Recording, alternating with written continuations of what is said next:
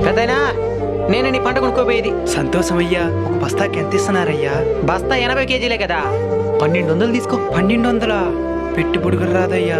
నాకు కూడా అది పెట్టుబడి. మార్కెట్లో రేట్లే లేవు. అసలు దీన్ని కొనుక్కుని ఏం చేసుకోవాలో నాకే తెలియా. మీరు నష్టపోతారనుకుంటున్నాను నేను. ఇచ్చేడుకుంటే లేదంటే నీ ధాన్యం ఇక్కడే ఉంటుంది. మిగతా వాళ్ళందరితో తీసుకుని పోతా ఉంటా. అయ్యా అంత పని చేయొద్దండి అయ్యా. ఇస్తాను తీసుకోండి. ఈ టైంలో ఎవరు ఫోనా? ఈడేవి ఇప్పుడు చేస్తున్నాడు? అన్నా రైతుల దగ్గర ధాన్యం కొనేవా? దాన్ని మన దగ్గర నుంచి కొనేదానికి క్లయింట్లు వచ్చున్నారనా? చెప్పు. ఒక బస్తా రేట్ అని చెప్పమంటావా? 3000 చెప్పు. 3000?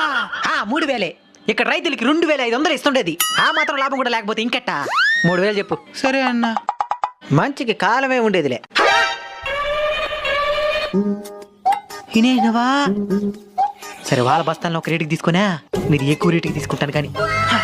ఒక బస్తాకి ఎంత ఇస్తావో? వాళ్ళందరికి 1200 కదా. నువ్వు 1200